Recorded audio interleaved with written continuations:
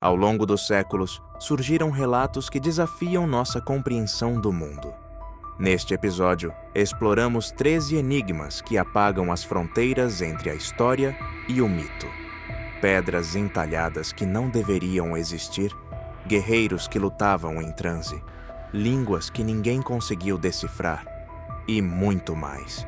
Artefatos encontrados em terras impossíveis, figuras lendárias que poderiam ter sido reais, civilizações perdidas entre as ondas do tempo, histórias autênticas, sem certezas.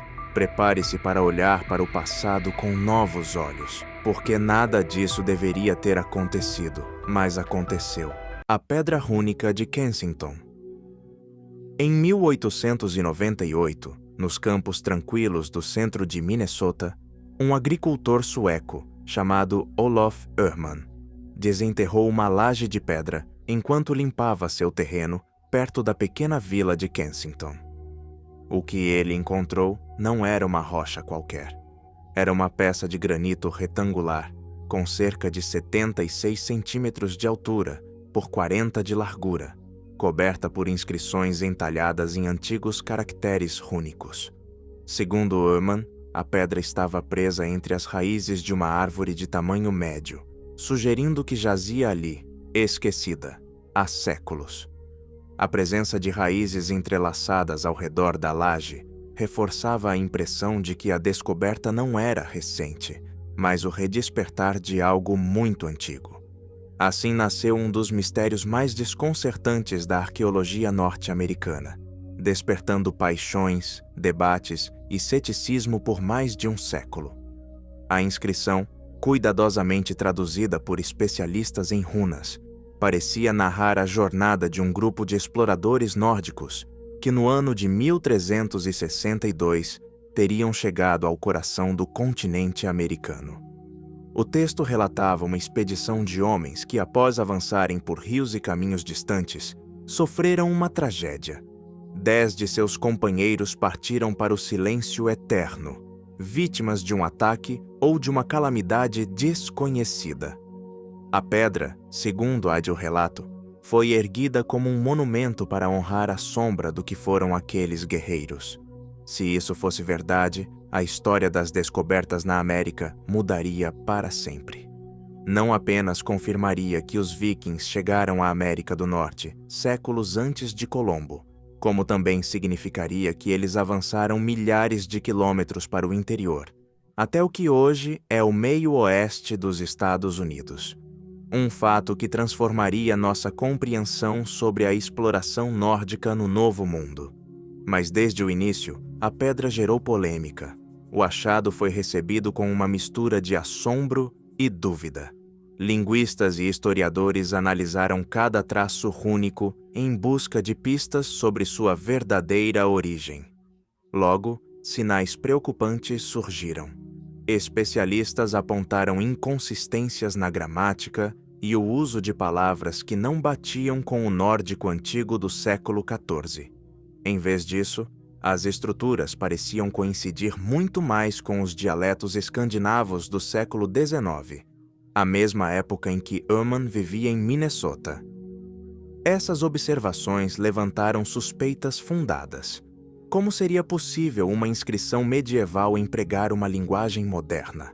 A teoria de uma falsificação começou a ganhar força nos círculos acadêmicos. A controvérsia não parou por aí. Geólogos entraram na discussão, analisando os padrões de erosão nos sulcos da pedra. Alguns afirmaram que a profundidade das runas era coerente com uma antiguidade de vários séculos. No entanto, outros especialistas discordaram frontalmente. Para eles, as marcas pareciam limpas demais, como se tivessem sido feitas por ferramentas modernas, e não por instrumentos de ferro antigos. A pedra de Kensington ficou presa entre dois mundos, o da história genuína e o do engano cuidadosamente planejado. Tudo isso ocorreu em uma época peculiar, o auge do nacionalismo escandinavo na América. No final do século XIX, milhares de imigrantes suecos e noruegueses buscavam um sentido de pertencimento em uma terra nova. Nesse contexto, um achado como esse tinha um peso simbólico incalculável. Era a prova de que seus ancestrais não eram recém-chegados, mas que já haviam deixado suas marcas no solo americano muito antes de qualquer outro europeu. Alguns historiadores sugerem que essa necessidade de afirmação pode ter motivado a criação da pedra. Talvez não como uma fraude maliciosa, mas como um ato de orgulho cultural, uma forma de reivindicar um lugar na história através de um passado heróico. Se foi assim, a pedra rúnica seria menos uma mentira e mais uma expressão romântica de identidade. Seja qual for a verdade, o enigma persiste. Décadas de investigações e métodos sofisticados não conseguiram inclinar a balança de forma definitiva. Hoje, a pedra repousa em um museu, protegida por um vidro e tratada com reverência. É uma peça que desperta tanto fascínio quanto suspeita. Para muitos, um elo com um legado viking esquecido. Para outros, um alerta sobre o poder das narrativas. Teria sido deixada por exploradores nórdicos em rios desconhecidos ou é fruto de uma imaginação fértil? As perguntas se acumulam, mas as respostas seguem esquivas. A pedra permanece sólida e desafiadora, esperando que o tempo, ou a própria história, decida revelar sua verdade final ao mundo. E falando de verdades ocultas e relatos impossíveis, há lendas que desafiam não apenas a lógica, mas a própria fé. Algumas histórias cruzam oceanos para reescrever capítulos sagrados. É o caso de uma pequena aldeia no norte do Japão, que afirma até hoje que ali viveu e partiu para o descanso um homem cujo nome mudaria a humanidade: Jesus Cristo. Jesus no Japão, o Cristo que cultivava alho. Em uma aldeia isolada no norte do Japão, cercada por colinas verdes e vastos campos, esconde-se um dos relatos mais estranhos da história. No pequeno vilarejo de Shingo, existe uma crença insólita. Jesus Cristo não morreu crucificado em Jerusalém. Segundo a tradição local, ele escapou da execução e atravessou a Ásia e a Sibéria. Terminou seus dias no Japão, vivendo como um simples agricultor, marido e pai. Este relato parte de uma premissa que desafia a doutrina tradicional. Durante os chamados Anos Perdidos de Jesus, entre os 12 e 30 anos, ele teria viajado pelo mundo em busca de conhecimento.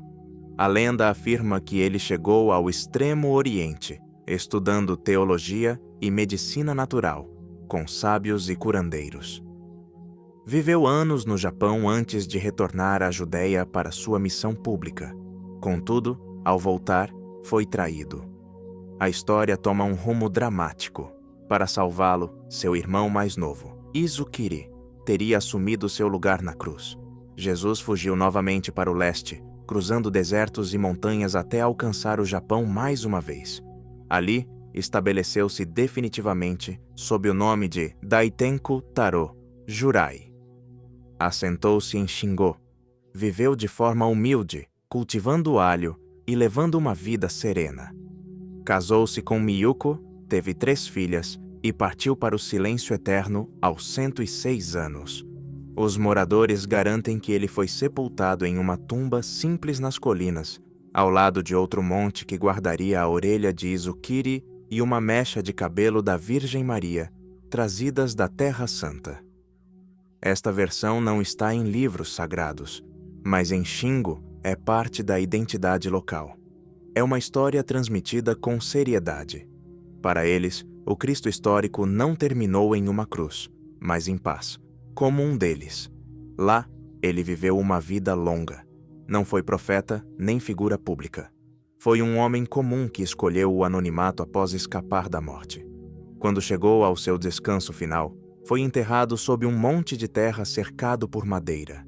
Sem cruzes, sem símbolos, apenas a terra, o silêncio e a memória de uma vida oculta, longe dos olhos da história oficial. Ao lado de sua sepultura, outra ainda mais enigmática, a de seu irmão Izukiri. A lenda diz que seus restos mortais simbólicos foram trazidos como prova de uma conexão trágica que os uniu para sempre. Esses montes de terra, discretos, são o coração de Shingo. Não há catedrais, apenas 2 marcos poderosos que definem todo um povo. A história ganhou força na década de 1930 com a suposta descoberta dos pergaminhos Takenuchi. Eram textos em caracteres arcaicos que narravam a vida de Jesus no Japão com mapas e detalhes migratórios. Mas a emoção durou pouco. Os documentos desapareceram misteriosamente, supostamente destruídos pelas autoridades da época. A autenticidade jamais foi provada. Nenhum perito conseguiu estudá-los a fundo. Para os habitantes, porém, a falta de provas não apaga a história. Ao contrário, envolve-a em uma aura de mistério ainda mais profunda. Em um mundo de explicações exatas, Shingo prefere o espaço onde a fé e a lenda se entrelaçam. Hoje, a chamada Tumba de Cristo atrai milhares de curiosos e estudiosos. Shingo orgulha-se de ser o lar de Cristo no Japão. Entre arrozais e caminhos estreitos, o passado e o impossível convivem em harmonia. Todo ano, o vilarejo celebra um ritual com cantos e danças tradicionais. Não rezam em aramaico. Homenageiam o Cristo agricultor, o homem sábio que viveu em paz. Um pequeno museu preserva esse arquivo informal. Fotos, mapas antigos e reproduções dos pergaminhos perdidos. O local mantém o relato vivo, tornando-o parte inseparável da cultura local. Para a academia, contudo, não há evidências.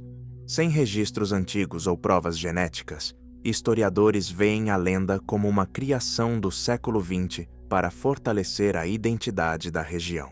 Ainda assim, a história resiste. É um ato de resistência cultural. Afinal, às vezes o mais importante não é se o fato ocorreu, mas o que ele significa para quem acredita.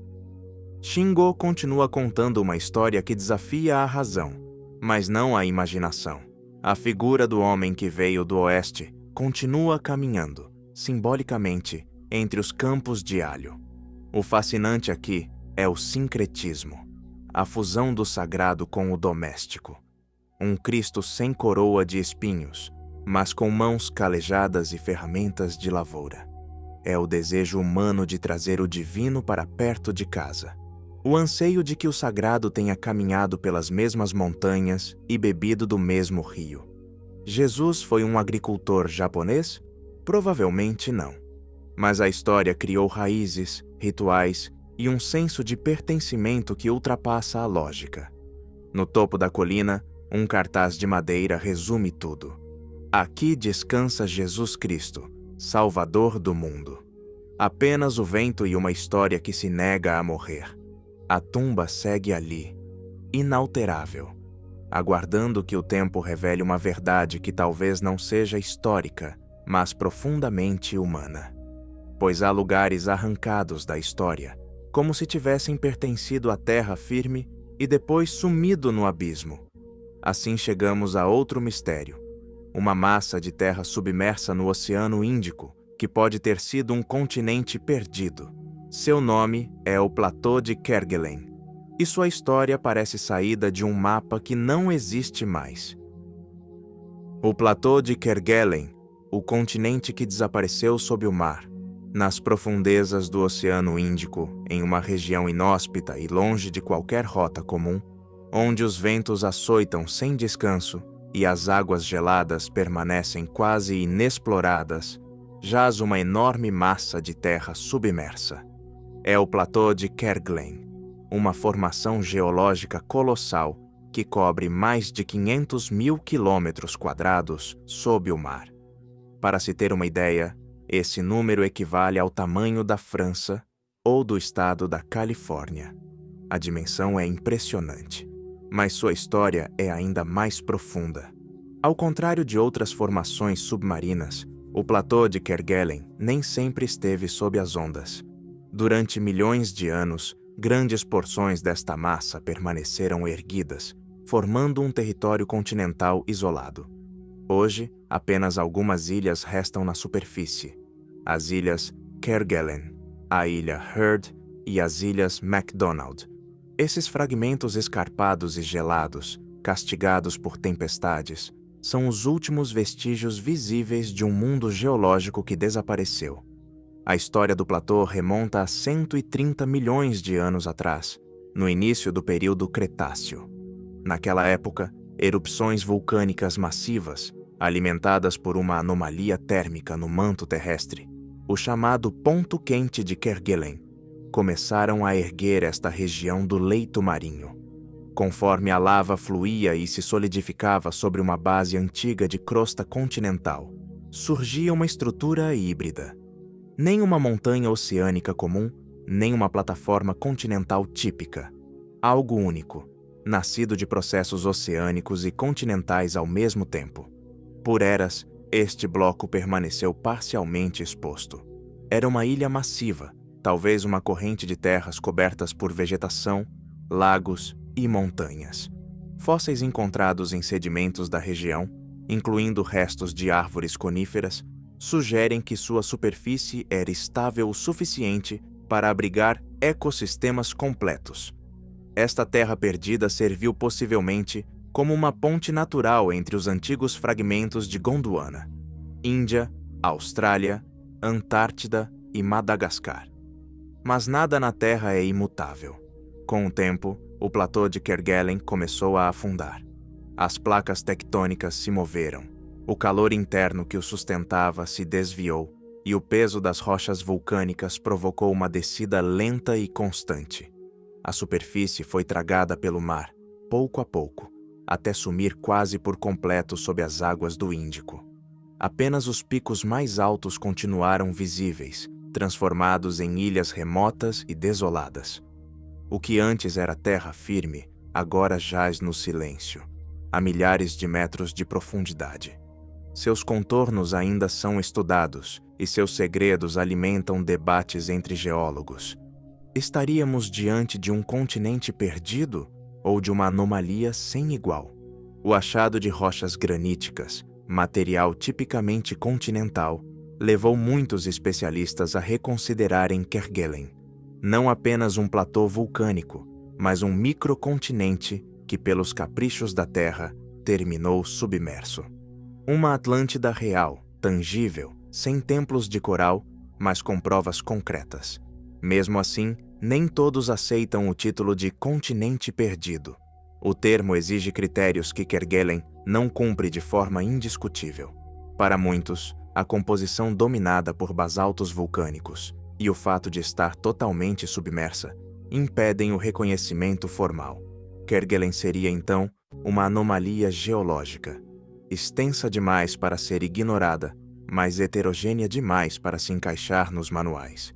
Um território sem nome exato, preso entre definições científicas e os limites da nossa compreensão. No entanto, sua existência nos faz refletir. Kerguelen é o lembrete de que a Terra é um organismo em constante mutação.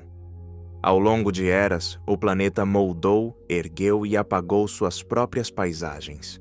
O que hoje vemos como eterno pode, amanhã, simplesmente não estar mais lá. Sob a superfície imóvel do oceano, jazem mundos esquecidos e ecossistemas que partiram para o silêncio eterno sem deixar rastro. O platô de Kerguelen é um continente submerso no tempo. Não precisa de palácios ou lendas para impressionar. Sua presença invisível basta para provar o quanto a terra firme é efêmera. É um testemunho mudo, uma advertência geológica de que até os continentes podem se desvanecer. Uma cicatriz no fundo do mar, esperando por quem olhe para o abismo com os olhos do assombro. Mas nem todos os mistérios estão sob a água. Alguns jazem enterrados em solo firme, em planícies silenciosas, ou entre as sombras de montanhas antigas, cercados por rumores de ouro perdido e traição. Pois há histórias que, embora nascidas no pó do Velho Oeste, não perderam seu brilho. Como a do fora da lei que deixou para trás um rastro de roubos, morte, e um tesouro que ainda pode estar esperando para ser encontrado. Seu nome era Lame Johnny. e sua lenda continua cavalgando pelas colinas negras de Dakota do Sul. Lame Johnny, o fora da lei e o tesouro perdido das colinas negras. Nos dias turbulentos do Velho Oeste, quando a fronteira americana era uma terra sem dono e a lei se impunha com mais chumbo do que justiça, surgiu uma figura envolta em sombras, astúcia e violência. Seu nome de nascimento era Cornelius Donahue, mas com o passar dos anos, todos o conheceriam como Lame Johnny, o Johnny Manco, um apelido que carregava o peso de uma lesão marcada e permanente, que o acompanhou desde a juventude. Nascido por volta de 1850 na Filadélfia, Donahue parecia, a princípio, destinado a uma vida honrada, sendo um jovem educado e promissor. Mas o rumo de sua vida desviou-se lentamente, até perder-se entre cavalos roubados, diligências cercadas e um tesouro do qual, até hoje, nada se sabe. Sua infância transcorreu em condições difíceis, mas não sem oportunidades. Foi admitido no Girard College, uma instituição de prestígio para órfãos e crianças em situação de pobreza. Ali, Cornelius destacou-se pela inteligência viva, comportamento exemplar e disciplina rígida. Era um aluno aplicado, respeitado por mestres e colegas. Porém, quando concluiu seus estudos em 1872, o mundo que o esperava do lado de fora era outro, mais hostil, incerto e muito mais rápido em castigar do que em perdoar. Tentou integrar-se à vida comum como muitos jovens de seu tempo. Partiu para o sudoeste buscando trabalho como vaqueiro nas vastidões do Texas. No entanto, logo começaram a circular rumores sombrios. Dizia-se que Donahue participava do roubo de cavalos, um crime gravíssimo, embora comum entre os cowboys daquela época. Roubar e vender animais era um negócio lucrativo, mas extremamente perigoso. Ser surpreendido poderia custar a vida sem qualquer direito a julgamento. Quando a febre do ouro começou a se espalhar para o norte, Johnny não hesitou. Em 1876, ele se mudou para as Colinas Negras, uma região rica em depósitos de ouro e ainda carente de autoridade estabelecida. Como muitos, chegou em busca de fortuna e, como tantos outros, não tardou a abandonar o caminho da legalidade. Em pouco tempo, conquistou uma reputação ambígua. Atuou como garimpeiro, um trabalho árduo e sem glamour, mas também como ajudante de xerife no condado de Custer. Esse cargo lhe deu acesso a informações privilegiadas e segredos da lei. Chegou a trabalhar como contador para uma empresa de mineração, posição que exigia confiança e instrução. Mas esse breve período de legitimidade ruiu rapidamente. Seu passado, que nunca o abandonou de fato, retornou de forma direta. Um homem vindo do Texas o reconheceu como ladrão de cavalos. A acusação bastou para arruiná-lo. Foi demitido de imediato e, a partir dali, vigiado de perto por olhos suspeitos. Rejeitado, marcado e com poucas opções legais, Johnny deu o passo definitivo para a escuridão. Abandonou qualquer pretensão de respeitabilidade e mergulhou por completo no banditismo. Já não era mais Cornelius Donahue, o jovem promissor da Filadélfia. Agora era Lame Johnny, o manco do ouro, o assaltante de estradas, o homem com um preço pela sua cabeça. E sua história, a partir desse momento, transformou-se em lenda. Formou um bando com homens calejados, dispostos a segui-lo não por lealdade, mas pela ganância compartilhada. Juntos, dedicaram-se ao que sabiam fazer melhor: roubar gado em rotas desprotegidas, interceptar carruagens com violência calculada e comercializar cavalos subtraídos de ranchos dispersos.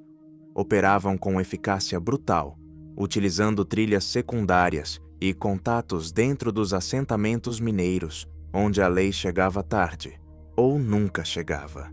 Mas foi em 26 de setembro de 1878 que Lame Johnny cruzou o limiar da delinquência comum para entrar no folclore do crime. Naquele dia, ele e seu bando executaram seu golpe mais audaz. A emboscada à diligência blindada, conhecida como The Monitor, não era um alvo qualquer. Era um transporte pesadamente escoltado, desenhado para mover os metais preciosos extraídos das minas de Homestake, uma das maiores e mais lucrativas explorações de ouro da região. A informação era precisa, os tempos cronometrados, e quando a carruagem passou pela estação de Canyon Spring, o bando atacou sob uma chuva de pólvora. O assalto foi rápido, violento e terrivelmente eficaz. O espólio era impressionante. $3.500 em notas, $500 em diamantes e aproximadamente 700 libras de ouro em pó, pepitas e barras. Para termos uma dimensão da magnitude, em valores atuais, essa quantidade de ouro equivaleria a cerca de $3 milhões. Foi um dos maiores golpes já perpetrados nas Colinas Negras. E foi também o princípio do fim para Johnny. A notícia do crime espalhou-se como fogo na pradaria. O incidente indignou não apenas as autoridades, mas também os poderosos interesses mineiros, que exigiram uma captura imediata. Patrulhas foram organizadas, recompensas generosas foram oferecidas e justiceiros foram espalhados por toda a zona. A caçada havia começado e a presa era Lame Johnny. Durante meses, o fora da lei conseguiu iludir seus perseguidores. Mudou de esconderijos, abandonou membros de seu bando e utilizou rotas desconhecidas até para os moradores locais. Mas em julho de 1879, a sorte finalmente o deixou. Foi capturado perto da reserva de Pine Ridge e colocado sob custódia. As autoridades decidiram transferi-lo para Deadwood para enfrentar o tribunal. Mas Johnny nunca chegou ao seu destino. No caminho, a diligência que o transportava foi interceptada perto de Buffalo Gap por um grupo de homens mascarados. Eram muitos, armados e decididos. Detiveram o veículo sem derramar sangue, pois queriam apenas uma coisa: saber onde estava o ouro. Interrogaram Johnny no local, exigindo coordenadas, um mapa ou um nome. Mas ele não falou. Ou ao menos, não o suficiente. Talvez não soubesse. Talvez tenha mentido para proteger o saque. Talvez estivesse apenas tentando ganhar tempo. Não houve julgamento, nem cela, nem últimas palavras. Tiraram-no à força da carruagem, levaram-no até um olmo solitário e o enforcaram ali mesmo, ainda com as correntes presas aos pulsos. Foi uma execução extrajudicial, rápida e cruel. Deixaram seus restos mortais suspensos ao vento, como uma advertência terrível para os outros. Assim terminou a vida de Lame Johnny, sem redenção, sem testemunhas confiáveis e sem qualquer pista sobre o paradeiro do ouro. Desde então, o destino daquela fortuna permanece envolto em mistério. Aquelas 700 libras de ouro, tão reais quanto o sangue vertido para consegui-las, simplesmente desapareceram. Não foram encontradas no local do crime, nem nos esconderijos do bando, nem nos bolsos dos envolvidos. É como se tivessem evaporado junto com o último suspiro do fora da lei. E é precisamente esse vazio que mantém a história viva nas mentes dos aventureiros. Alguns estão convencidos de que Johnny conseguiu esconder o botim em algum lugar remoto das Colinas Negras antes de ser pego. A região, com suas florestas densas, colinas íngremes, grutas profundas e passagens ocultas, oferece infinitos esconderijos onde um tesouro poderia repousar por séculos. Há quem afirme que ele deixou sinais. Marcas em rochas, árvores cortadas em ângulos estranhos, pistas invisíveis que apenas os verdadeiros rastreadores saberiam ler. Outros sustentam uma teoria diferente, de que os sobreviventes do bando retornaram em segredo após o enforcamento, recuperaram o ouro e desapareceram, dividindo a fortuna no silêncio da noite. E há ainda quem aponte para os próprios homens que o mataram, os justiceiros ou mercenários contratados, sugerindo que eles sabiam exatamente o que buscavam e silenciaram Johnny para ficar com tudo. Se foi assim, o tesouro não está perdido, mas dissolvido nas mãos de quem soube guardar o segredo por gerações. Ao longo dos anos, o mistério atraiu toda sorte de caçadores. De garimpeiros a arqueólogos amadores, todos percorreram os caminhos de Johnny com mapas desgastados e detectores de metal. Escavaram antigos acampamentos e vasculharam arquivos esquecidos, impulsionados pela esperança de tropeçar, por acaso, em uma fortuna enterrada há quase 1 século e meio. Mas até o dia de hoje, nada foi encontrado. Nenhuma barra, nenhuma pepita, nenhum baú oxidado emergiu da terra. Existe realmente esse tesouro em algum canto do oeste? Ou é apenas uma fábula, um espelhismo nascido da ganância e do desejo de dar sentido a uma vida violenta? Talvez o ouro tenha sido derretido e gasto na economia clandestina da fronteira. Ou talvez ele ainda esteja lá, intacto, esperando sob camadas de terra e tempo. O que é certo é que a história de Lame Johnny continua viva.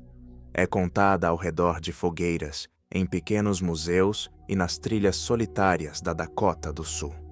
De vez em quando, alguém aparece com uma pá na mão e uma lenda batendo no coração. Porque há histórias que se recusam a morrer, especialmente quando ainda resta ouro para encontrar.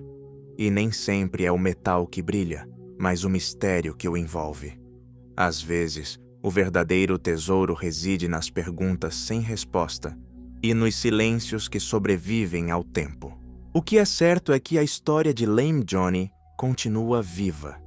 É contada ao redor de fogueiras, em pequenos museus e nas trilhas solitárias da Dakota do Sul.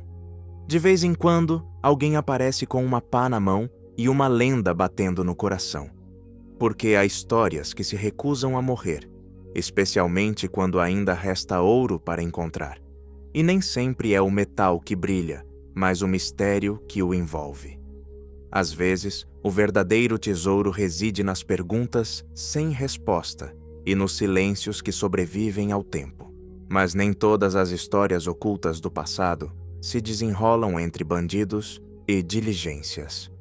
Algumas acontecem nas sombras do poder, em gabinetes oficiais e vagões de trem, sob governos tensos e sociedades divididas.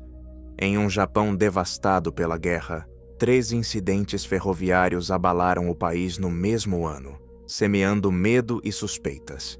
O mais desconcertante de todos foi o descarrilamento de Matsukawa, um caso que começou como um acidente e terminou como um dos julgamentos políticos mais controversos do século XX. O descarrilamento de Matsukawa, o julgamento que dividiu o Japão. Nas primeiras horas de 17 de agosto de 1949, quando a escuridão ainda reinava sobre a província de Fukushima, um trem de passageiros percorria a linha principal de Tohoku, às 3h09 da manhã, perto da estação de Matsukawa. O inesperado aconteceu. A locomotiva e vários vagões saltaram abruptamente dos trilhos. O impacto foi violento. 3 trabalhadores ferroviários partiram para o silêncio eterno instantaneamente. Não houve tempo para socorro ou explicações. Foi súbito, brutal e trágico. O que poderia ter sido classificado como um acidente técnico, logo se tornou um caso de implicações muito maiores. O Japão, apenas 4 anos após o fim da Segunda Guerra Mundial, vivia uma reconstrução lenta, dolorosa e repleta de tensões. As cidades ainda estavam em ruínas, a economia era frágil e o desemprego alto. A desconfiança política era a única constante. O ambiente era volátil. O país estava atravessado por greves operárias e uma polarização ideológica crescente. Nesse contexto, o descarrilamento não foi visto como um fato fortuito. As autoridades rapidamente começaram a tratá-lo como um ato deliberado, uma sabotagem contra o sistema. E não era o único incidente inquietante daquele ano. Em 1949, o presidente das Ferrovias Nacionais, Sadanori Shimoyama, foi encontrado sem vida em circunstâncias misteriosas. Dias depois, outro trem, desta vez sem condutor, percorreu quilômetros sem controle. A sucessão de eventos deixou o país em suspense. Diante da pressão mediática, o governo precisava de respostas e, acima de tudo, precisava de culpados. Foi então que o caso Matsukawa tornou-se uma peça-chave na guerra pelo controle do Japão de pós-guerra. Com o país mergulhado no caos, as autoridades agiram rápido. Em poucas semanas, a polícia deteve 20 pessoas, a maioria membros do Sindicato Nacional dos Ferroviários e do Partido Comunista Japonês. A acusação foi direta: sabotagem premeditada. Segundo a versão oficial, os suspeitos haviam desmontado uma placa metálica que unia os trilhos, provocando a tragédia. O caso foi para os tribunais. Os promotores apresentaram confissões obtidas durante interrogatórios intermináveis, mas não exibiram provas físicas contundentes. Não havia testemunhas nem evidências claras. A defesa denunciou coerção e manipulação política. Mesmo assim, em 1953, vários acusados foram condenados, alguns sentenciados à morte. Contudo, o caso não terminou ali. A pressão pública cresceu. Campanhas civis impulsionaram uma revisão do processo. Em 1959, as sentenças foram revogadas e, em 1963, a Suprema Corte ratificou a absolvição de todos. Apesar disso, nenhum deles foi compensado de imediato. A investigação nunca determinou a causa real do desastre. O descarrilamento de Matsukawa deixou uma ferida aberta. Foi um julgamento sem provas, movido pelo medo e pela conveniência. Embora os acusados tenham sido libertados, o dano foi irreparável. Eles perderam mais de 10 anos de suas vidas atrás das grades. Saíram com nomes manchados e famílias destruídas pela vergonha e pela injustiça. Não houve pedidos de desculpas, apenas o silêncio de um sistema que preferiu virar a página. Em 1970, o caso foi arquivado definitivamente. Ninguém foi punido. Ninguém assumiu a responsabilidade política.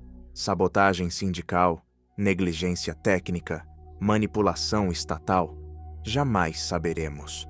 O que resta é a certeza de que o trem caiu uma vez, mas a justiça levou 20 anos para conseguir se reerguer. Porque há relatos que não afundam com os fatos, mas sobrevivem ao tempo, alimentados pela dúvida e pelo espanto. Alguns nascem nos tribunais, outros nos campos de batalha e outros nas sagas tecidas ao calor de uma fogueira. Como a história de Ragnar Lothbrok, guerreiro, explorador, rei, ou talvez apenas um mito. Uma figura cuja existência divide historiadores há séculos. Ele foi real? Foi a união de vários homens em um só? Ou apenas uma lenda criada para inspirar medo e orgulho em partes iguais? A próxima história mergulha nesse dilema, entre o que se pode provar e o que se continua a acreditar. Ragnar Lothbrok, história ou mito? Durante séculos, seu nome ressoou como um trovão entre os ecos do norte.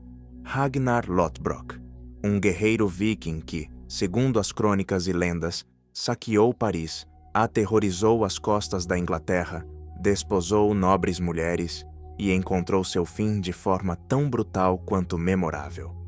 Lançado em um poço de serpentes venenosas por seus inimigos. Sua história foi contada e recontada em sagas islandesas, poemas épicos e canções populares. Mas também foi posta em dúvida por historiadores modernos, que ainda hoje debatem uma questão essencial. Ele realmente existiu? Ragnar representa um dos casos mais emblemáticos da linha tênue entre a história e a mitologia. As principais fontes que o mencionam não são registros oficiais da época, mas relatos escritos séculos depois. São sagas literárias carregadas de simbolismo, heróis sobre-humanos e batalhas impossíveis.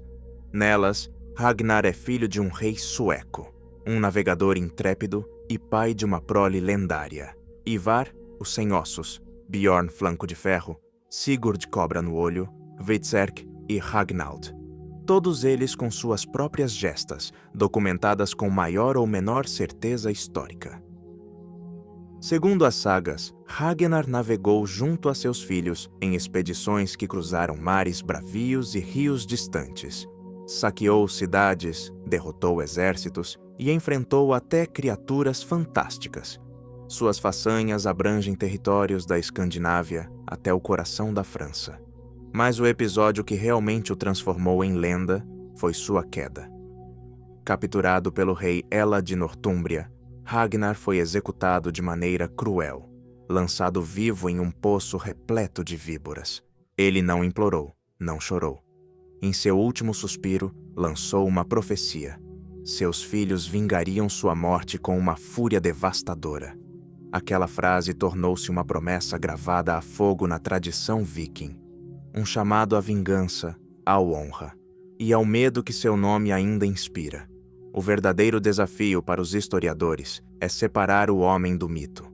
As crônicas contemporâneas mal mencionam seu nome.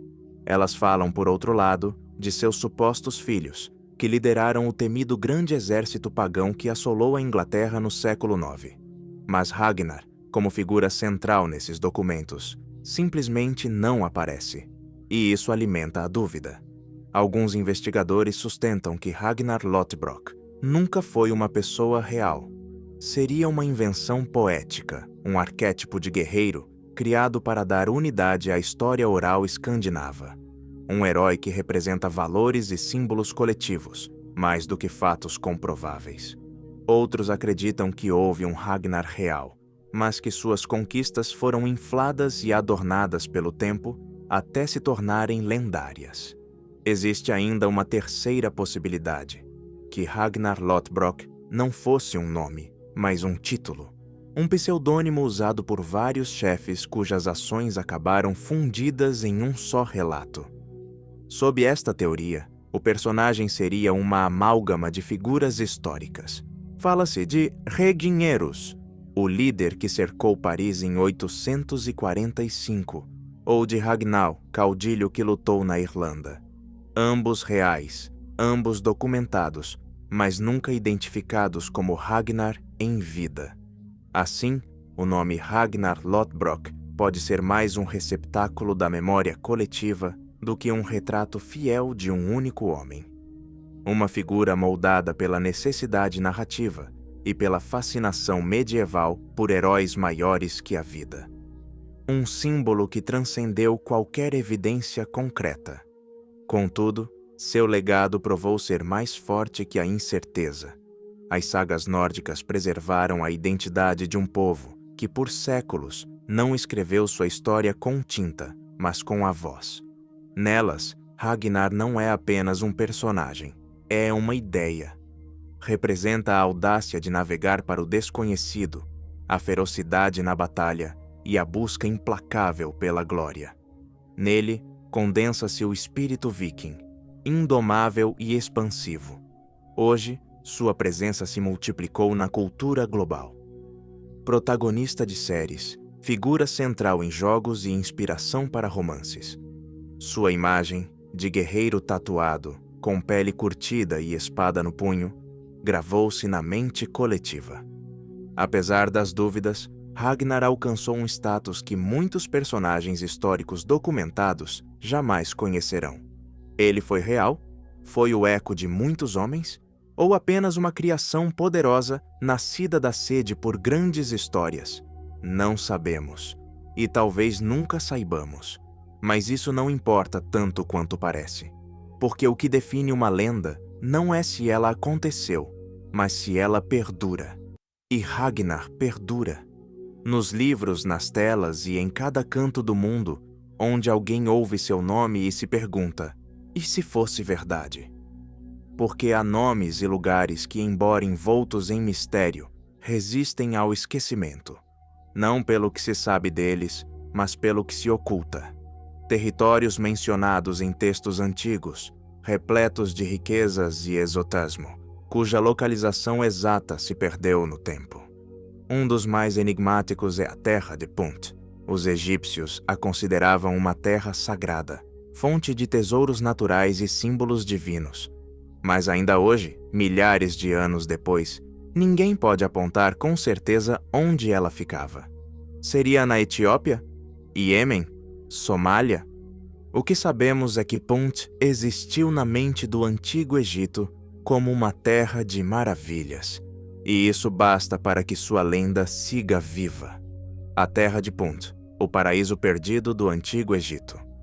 Nos templos egípcios antigos, entre hieróglifos entalhados com precisão milimétrica e relevos que narram batalhas e ritos sagrados, surge com frequência o nome de uma terra distante e envolta em mistério. Punt, uma região descrita como rica, fértil e abençoada.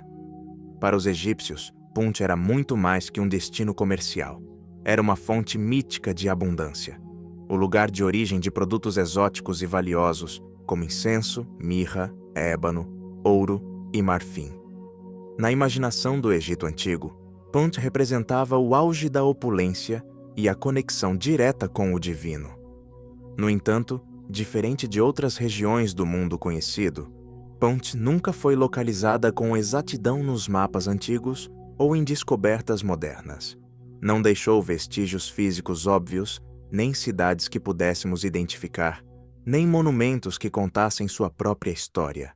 Apenas as referências egípcias, insistentes e profundas, dão prova de que ela realmente existiu. Punt não era um invento mitológico. Era, segundo os registros, um parceiro comercial real e vital. Aparece em textos desde a dinastia V, por volta de 2500 a.C., permanecendo presente até o Império Novo. Durante mais de um milênio, foi parte fundamental das rotas de intercâmbio. O fato de os faraós enviarem expedições grandiosas para obter seus produtos demonstra sua importância estratégica e econômica para o Império do Nilo.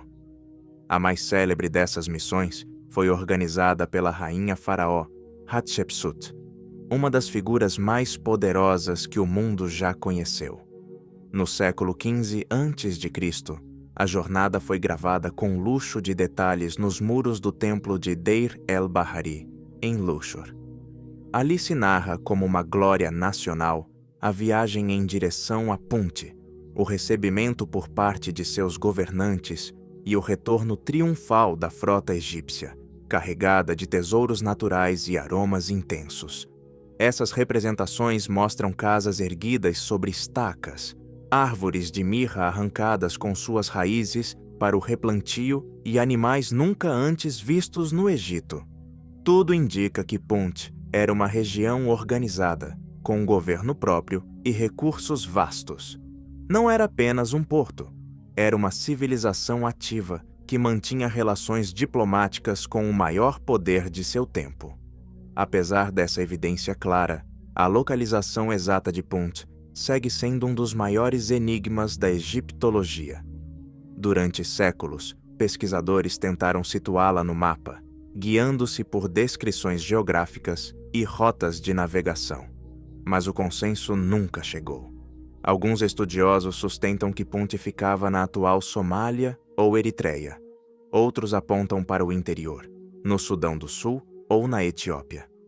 Há também teorias que sugerem a Península Arábica, no Iêmen, embora essa ideia tenha perdido força. O que alimenta ainda mais o mistério é a ausência total de fontes locais. Não se encontrou nenhum texto ou artefato de origem própria que nos permita entender sua cultura por dentro. Tudo o que sabemos provém exclusivamente do olhar egípcio. Punt foi, ao que parece, uma civilização que não deixou escrita, ou cujo sistema não sobreviveu à passagem dos milênios. Mesmo assim, sua marca persiste. As expedições a Punt eram vistas como atos quase sagrados. As plantas de mirra trazidas de lá eram consideradas presentes dos deuses. Girafas e macacos eram tratados como oferendas vivas. Punt era o símbolo da conexão com o que é puro e abençoado. E talvez por isso, quando desapareceu da história, partiu para o silêncio eterno sem alarde. Desvaneceu-se como um sonho compartilhado, uma terra real que se tornou lenda. Até hoje, Nenhuma descoberta confirmou onde ficava esse paraíso. Não há túmulos identificados, apenas a sombra do que foi uma grande rede de trocas. Esse vácuo torna Punt fascinante. Foi documentada e essencial para uma das civilizações mais avançadas do mundo, e ainda assim, sumiu por completo. É uma peça faltando no mapa da antiguidade. Uma história incompleta que desafia cada nova expedição ao chifre da África. Punt permanece como um símbolo do que a história ainda não revelou. Um lembrete de que, mesmo nos registros mais minuciosos, existem zonas de sombra e mistério sem resposta. Lugares que foram reais, que marcaram uma época e que hoje só existem em relevos de pedra, entre barcos entalhados e árvores de mirra. Foi um paraíso comercial, uma ponte entre o humano e o divino. E embora suas coordenadas tenham se perdido no tempo, sua lenda segue viva, tão firme quanto os templos que a imortalizaram para a eternidade. Porque, às vezes, a história não se escreve apenas com o que sabemos, mas com o que ainda não podemos explicar. Em todo o mundo, estruturas antigas despertam perguntas semelhantes. Quem as construiu? E por que sua forma recorda outras muito mais famosas? Na Grécia, longe do Nilo e do incenso de Punt, erguem-se construções que intrigam arqueólogos há décadas. Não estão no Egito, mas sua forma é inconfundível. São as chamadas pirâmides gregas. Erguidas na região da Argólida, essas estruturas milenares abriram um novo interrogante. Por que os antigos gregos construíram pirâmides? E que segredos escondem suas pedras silenciosas? As pirâmides gregas na Argólida. Um mistério de pedra entre as oliveiras. A poucos quilômetros da antiga cidade de Argos, no coração da região do Peloponeso, erguem-se estruturas que, à primeira vista, rompem com a imagem clássica da arquitetura grega. Não são templos repletos de colunas, nem teatros ao ar livre. São construções de forma triangular, com muros que se elevam em ângulos agudos, semelhantes a pirâmides. E embora sua escala não se compare à majestosidade de Gizé, sua mera existência levanta uma questão perturbadora. Por que existem pirâmides na Grécia? A mais conhecida de todas é a pirâmide de Helinicon. Construída em pedra calcária, ela se ergue sóbria e silenciosa em um terreno plano, cercada por olivais. Diferente de suas irmãs egípcias, não possui câmaras subterrâneas complexas nem decorações internas. O desenho é simples, um corredor central flanqueado por pequenas salas.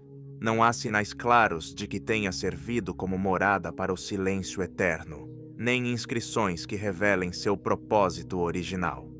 Seu estilo arquitetônico não se encaixa facilmente em nenhuma categoria do mundo grego clássico. Enquanto os templos daquela época focavam em estruturas abertas e simétricas, Helinicon parece responder a outra lógica, a outro simbolismo. Por isso, desde o seu redescobrimento, foi alvo de múltiplas teorias. O debate mais intenso gira em torno de sua idade. A maioria dos arqueólogos a situa no século IV a.C., baseando-se em fragmentos de cerâmica encontrados no local. No entanto, um estudo de 1991 propôs uma data muito anterior, por volta de 2700 a.C. Essa afirmação, baseada em técnicas de datação por termoluminescência, gerou uma forte polêmica. Se estiver correta, a pirâmide de Helinicon seria contemporânea, ou até anterior, às primeiras pirâmides egípcias. Uma ideia que, para muitos, é difícil de aceitar. A comunidade acadêmica reagiu com ceticismo. Questionou-se a metodologia e a falta de evidências complementares.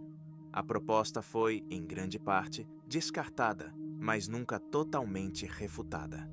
Como ocorre na arqueologia, a margem de incerteza permanece. O fato é que, independentemente de sua idade, a pirâmide de Helinicon continua sendo um mistério.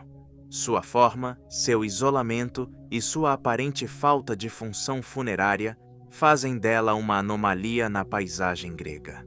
A pergunta sobre seu propósito segue sem uma resposta definitiva. Uma das teorias mais aceitas sugere que ela serviu como um pequeno posto de controle defensivo. Sua localização estratégica permitiria vigiar a passagem de mercadorias e viajantes.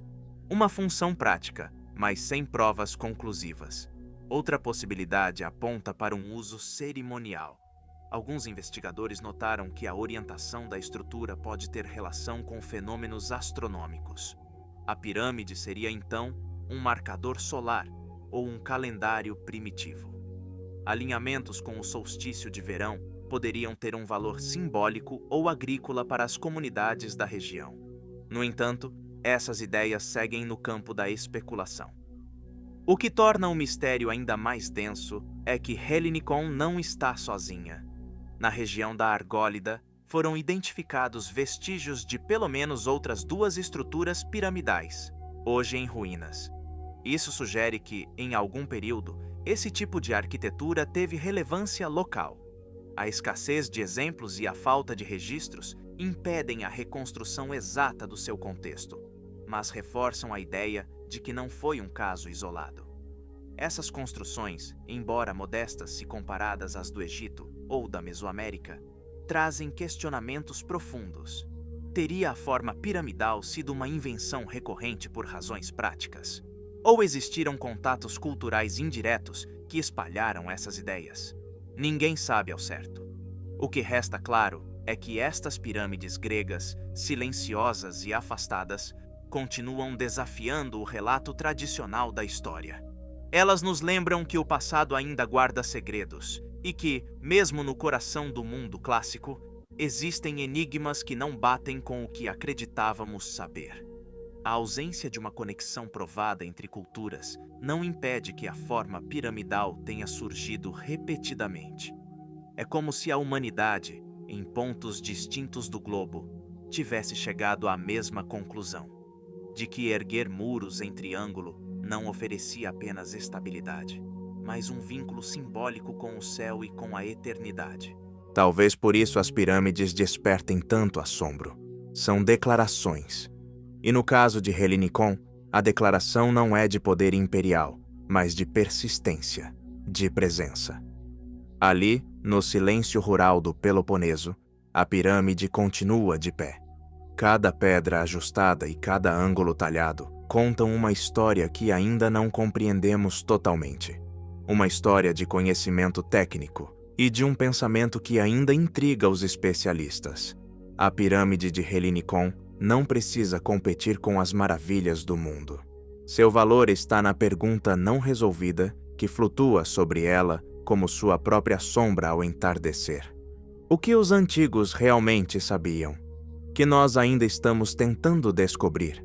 Essa mesma pergunta ressoa a centenas de quilômetros ao sul, no coração do antigo reino de Kush. Uma civilização poderosa que dominou o Nilo e chegou a governar o Egito. Eles deixaram templos e restos mortais protegidos por monumentos, mas há algo que ainda não conseguimos decifrar: sua língua escrita. O meroítico, idioma do reino de Kush, permanece como um dos maiores mistérios da história antiga. Foi uma língua viva, gravada em pedra e falada por reis. E, no entanto, hoje é quase completamente incompreensível. A última história desta série nos leva até lá, ao silêncio de uma linguagem perdida, que ainda espera para ser ouvida.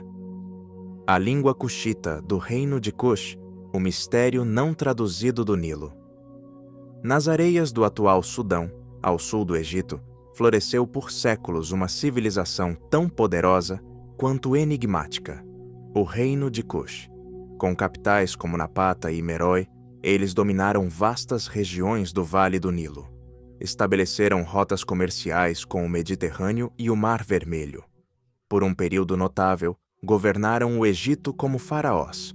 Eram os soberanos da 25ª dinastia, os faraós negros. Sua marca cultural e militar foi profunda.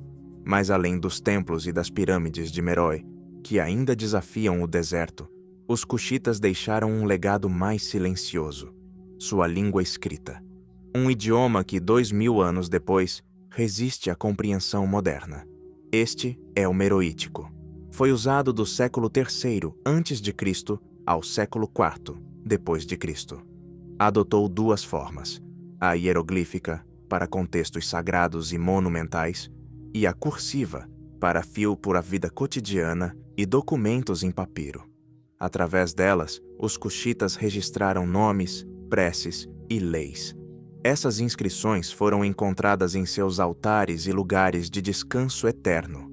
O alfabeto está parcialmente decifrado. Os sinais podem ser pronunciados. As palavras podem ser lidas em voz alta. Mas o seu significado, esse continua fora de alcance. O meroítico é uma raridade entre as escrituras antigas. Diferente do egípcio clássico, não existe para ele uma pedra de Roseta.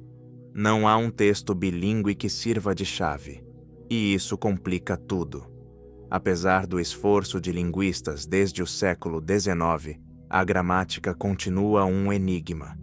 Algumas palavras foram associadas a nomes próprios ou fórmulas rituais, mas a maior parte do vocabulário permanece sem tradução. Podemos ler o som, mas não entendemos a alma da mensagem. A situação é frustrante. A língua de um império que desafiou Roma e o Egito permanece calada. A voz de Cush ainda não pode ser ouvida em seus próprios termos. É uma língua presa entre a memória e o esquecimento. Conhecemos sua forma, mas não seu fundo.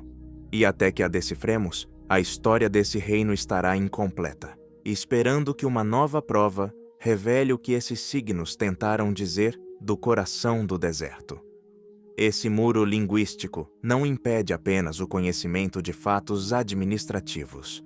Ele bloqueia o acesso ao mundo simbólico deles, a forma como entendiam a morte, o sagrado e o próprio tempo. A maioria das inscrições está ligada a templos e restos mortais, sugerindo uma riqueza teológica imensa. Mas sem tradução precisa, tudo fica na superfície. Sabemos como se chamavam seus reis. Identificamos suas linhagens, mas não podemos ler seus hinos, não podemos ouvir sua voz. Cada nova inscrição renova a esperança. Pesquisadores buscam semelhanças com línguas vivas da região. Analisam padrões universais, mas até agora, tudo é fragmentário. O idioma de Cush é uma barreira entre nós e uma das civilizações mais influentes da África antiga. O meroítico representa uma identidade cultural suspensa no tempo.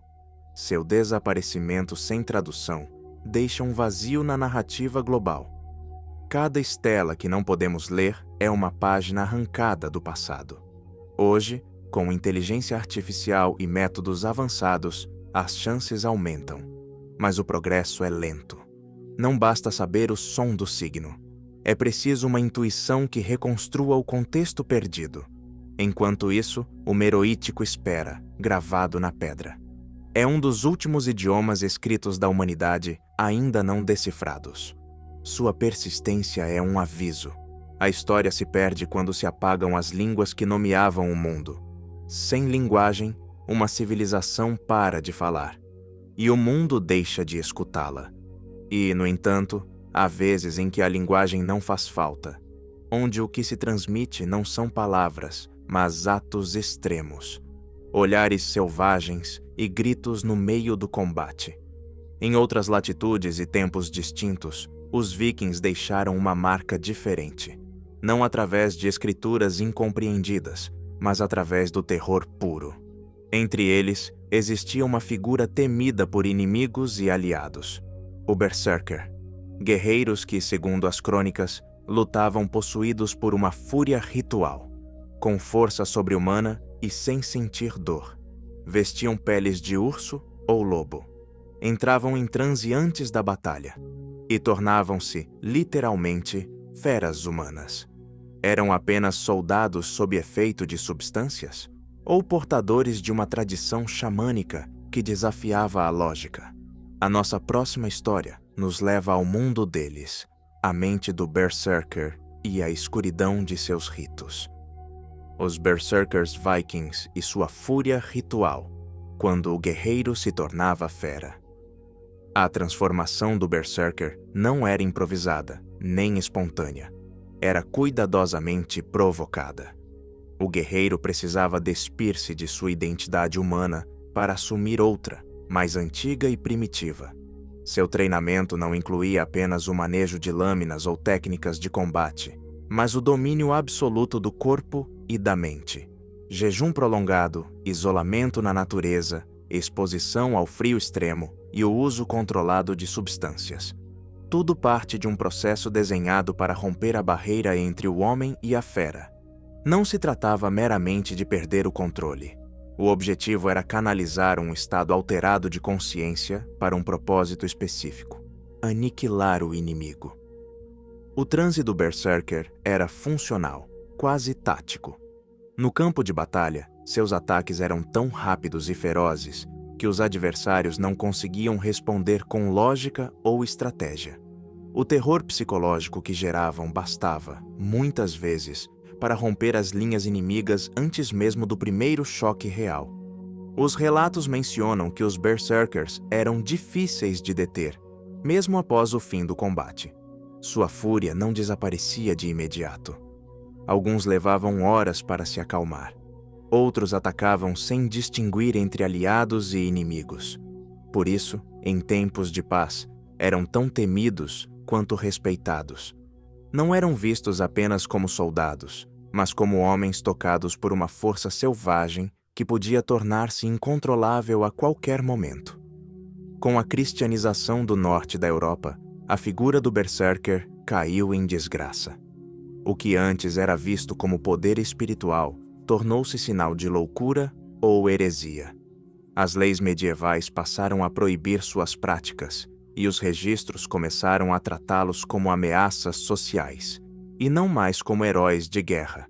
Contudo, a memória de suas façanhas jamais foi apagada.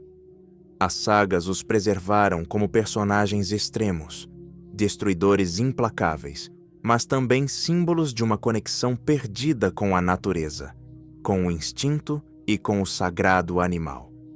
Em um mundo que valorizava cada vez mais o controle e a razão, o Berserker representava o oposto: o caos, o impulso puro, a força que não precisa de justificativa.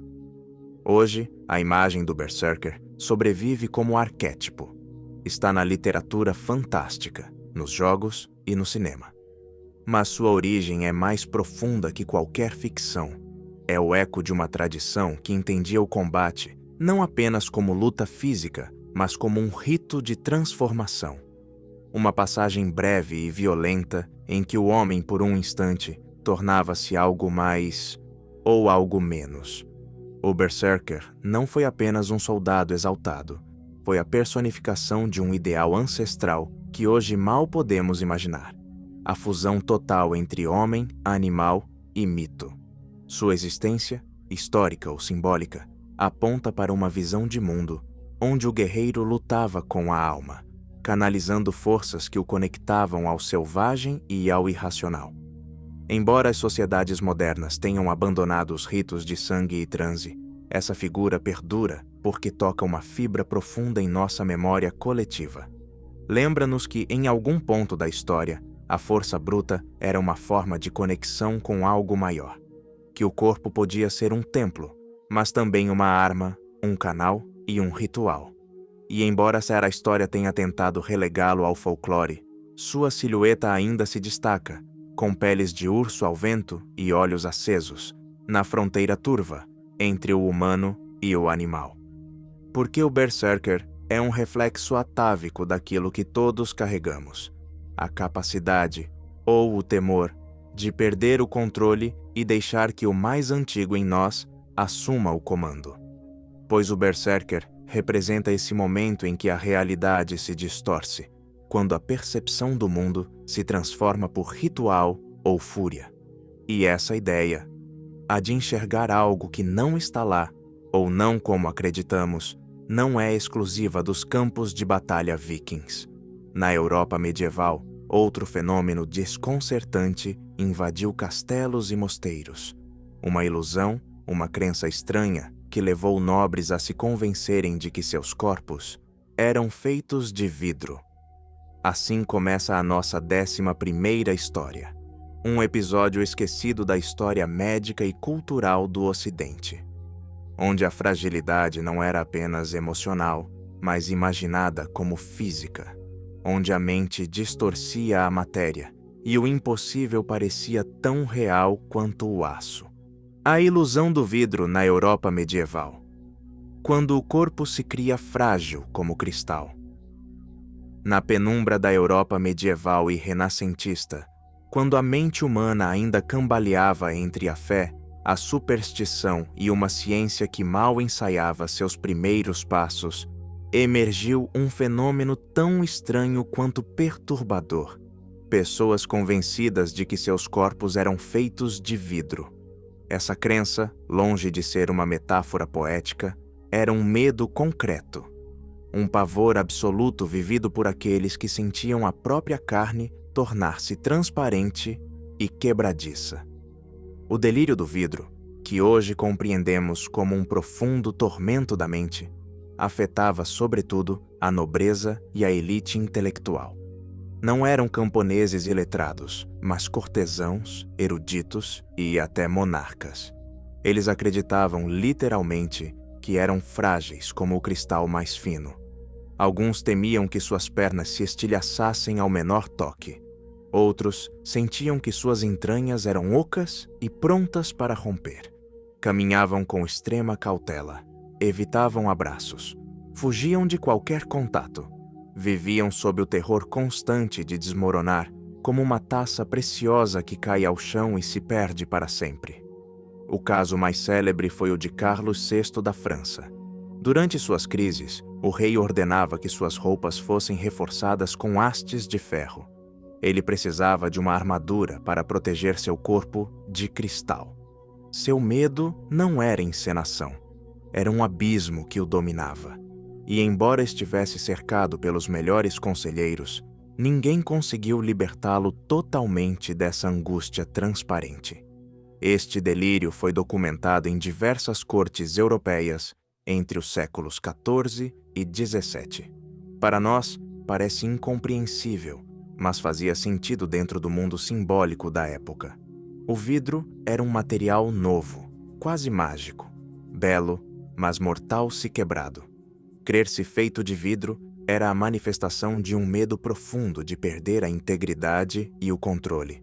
A medicina de então, focada nos humores e na influência dos astros, via isso como um castigo divino ou uma fraqueza da alma, e não como uma obscuridade da psique. Com o tempo, essa ilusão desapareceu, substituída por temores mais modernos. Mas seu rastro permanece como um eco curioso.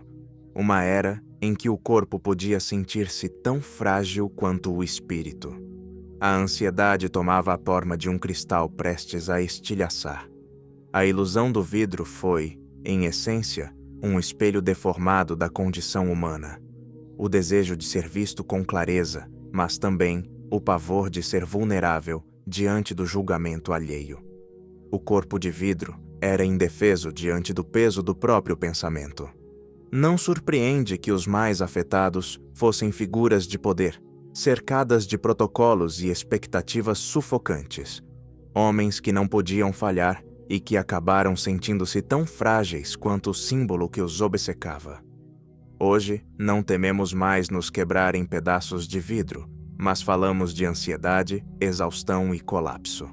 Os termos mudam, mas a experiência de sentir-se no limite permanece a mesma. O corpo continua sendo o palco dos nossos conflitos internos mais sombrios.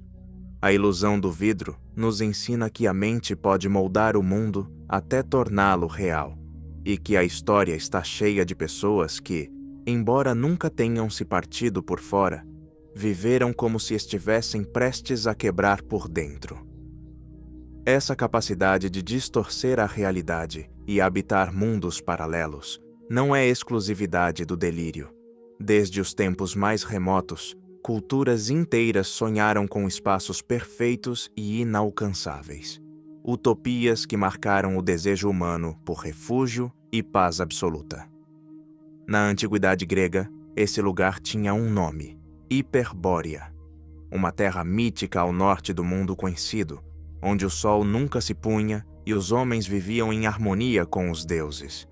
Uma fantasia geográfica que era, acima de tudo, uma ideia persistente de perfeição. Assim começa a nossa 12ª história, o mito de Hiperbórea, a utopia do norte. Hiperbórea, a utopia do norte na mitologia grega.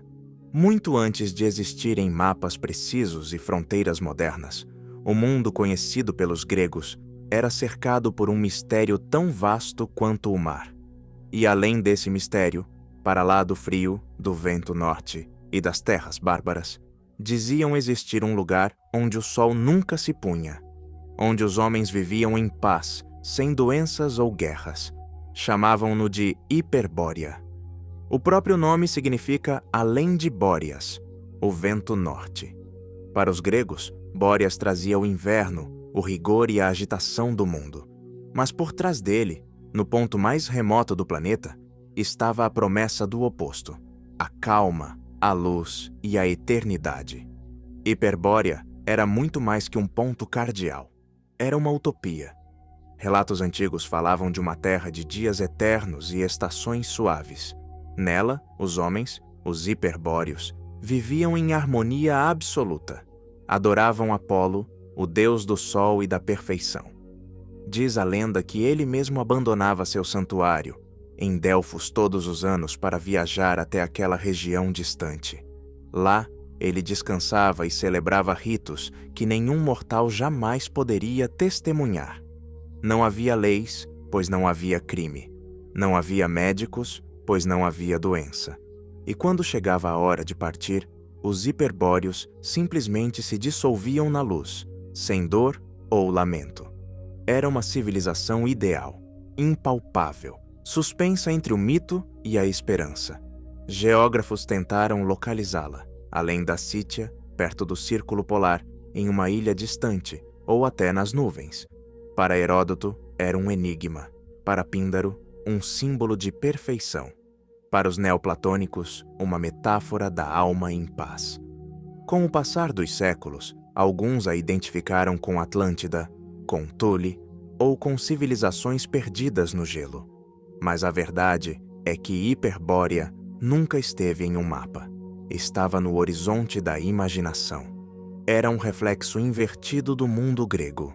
Onde eles viam conflito, ela oferecia harmonia. Onde havia morte, ela oferecia transcendência.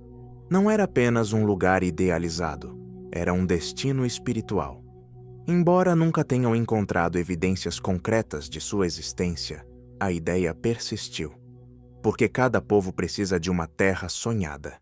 E no coração do pensamento grego, esse lugar perfeito sempre esteve ao norte, onde o frio se torna clareza, onde deuses e homens ainda conversam, onde a utopia, por um instante, parece real. Esse elo profundo com a luz tornou Hiperbórea muito mais que uma fantasia geográfica. Era uma metáfora da alma em estado puro. Lá, onde o sol não se ocultava e os deuses caminhavam entre mortais, o tempo parecia parar. Era como se o universo entrasse em pausa para contemplar a si mesmo em equilíbrio perfeito. Não havia pressa, nem desejo, nem sofrimento. Apenas presença. Nesse sentido, Hiperbórea não era uma fuga do mundo, mas uma visão do que o mundo poderia ser.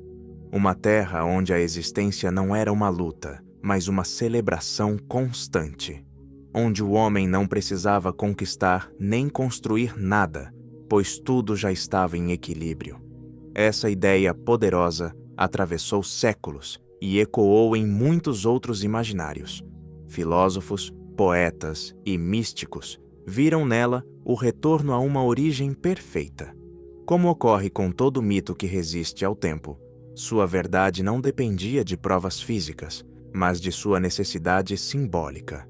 Hiperbórea era aquele lugar que todos, em algum momento, desejam alcançar, onde o espírito descansa, onde o eu se dilui e onde a vida não dói. Assim, mesmo hoje, em um mundo mapeado ao milímetro, ainda há espaço para imaginar um norte invisível, intacto e resplandecente. Uma Hiperbórea pessoal, intangível, esperando exatamente onde o limite do possível termina. Assim como Hiperbórea representava uma terra de harmonia inabalável, um refúgio de luz onde a violência não existia.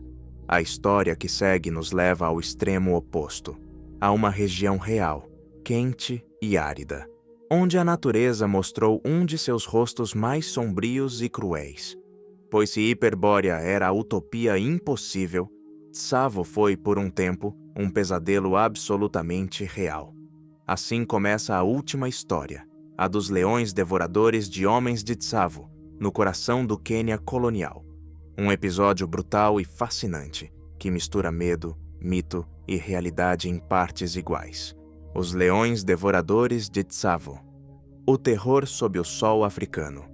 Em 1898, no auge do Império Britânico, uma ambiciosa obra de engenharia buscava unir Mombasa ao Lago Vitória. Uma linha ferroviária que cruzaria as paisagens selvagens do Quênia. Era o símbolo do progresso técnico avançando pelo coração da África. Mas na região de Tsavo, onde o sol castigava sem trégua e a savana parecia infinita, o projeto encontrou um obstáculo imprevisto. 2 leões sem juba, imensos, astutos, devoradores de homens. Tudo começou quando os operários da ferrovia, em sua maioria indianos, começaram a desaparecer durante a noite.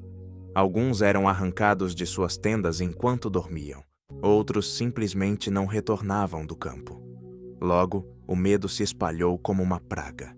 Os homens recusavam-se a trabalhar. Diziam que os leões não eram animais comuns, mas demônios encarnados, espíritos vingativos daquela terra. O pânico tornou-se uma sombra constante. As noites eram um tormento de olhos abertos e corações em suspensão. Reforçaram as cercas de espinhos, acenderam fogueiras por todo o perímetro, organizaram vigílias armadas. Nada funcionava. Os leões pareciam contornar cada barreira com uma inteligência assustadora. Eram invisíveis até que fosse tarde demais. Escolhiam suas presas com precisão. No acampamento, a sensação era de que não viviam uma caçada, mas uma guerra. O responsável pela obra, Tenente-Coronel John Henry Patterson, tentou acalmar os homens. Instalou armadilhas e barreiras. Inútil. Os ataques continuavam, cada vez mais audazes. Os leões não temiam o fogo nem o barulho. Deslizavam como vultos na escuridão, espreitando em silêncio e matando com uma eficácia terrível. Durante semanas, Patterson montou guarda pessoalmente. Passava as noites em plataformas elevadas, de rifle em punho, esperando o momento exato. Restos mortais apareciam mutilados. Outros sumiam para sempre. A moral estava destruída, a obra paralisada. O domínio britânico, por um instante, foi desafiado não por exércitos, mas por 2 criaturas silenciosas sob o luar africano. Por meses, o terror paralisou a construção da ponte sobre o rio Tsavo. Estima-se que mais de 30 pessoas, algumas fontes falam em 135, tenham partido para o silêncio eterno nas garras dos felinos. Eles agiam em dupla, algo raro para machos. Era uma caçada sistemática. Tsavo tornou-se sinônimo de morte. Os ataques não tinham padrão. Quando a calma parecia voltar, eles atacavam novamente, como se esperassem o medo diminuir. A tensão psicológica era insuportável. Os operários, exaustos, abandonaram o acampamento em massa. O avanço dos trilhos congelou no tempo. Finalmente, após longas vigílias e falhas, Patterson conseguiu abater os animais. O primeiro caiu após vários disparos. Dias depois, o segundo foi alcançado. Não foi uma caça simples, foi um teste de nervos de aço. O silêncio que seguiu a última bala não foi de festa, mas de alívio puro. A ferrovia pôde continuar, mas o episódio ficou gravado na memória do Império. As peles dos animais terminaram no Museu Field de Chicago, onde hoje se exibem os leões empalhados. Suas mandíbulas seguem abertas, testemunhas mudas daquele horror. Até hoje, cientistas debatem o motivo daquela fúria. Teorias falam em epidemias que reduziram as presas naturais ou infecções dentárias que impediam a caça comum, tornando os humanos alvos fáceis. Outros sugerem que se acostumaram com a presença de corpos durante a obra e tornaram-se oportunistas. Mas além da biologia, resta um fato. Por um tempo, a natureza retomou seu trono. O eco daqueles rugidos ainda ressoa como uma advertência sobre o selvagem que jamais foi domesticado por completo. Hoje, viajamos por alguns dos mistérios mais desconcertantes da história. De uma pedra rúnica que pode reescrever o passado da América a um túmulo de Cristo no Japão. De um continente perdido sob o oceano, a pirâmides na Grécia e um idioma africano indecifrado. Exploramos utopias, delírios medievais e os rugidos letais de Tsavo.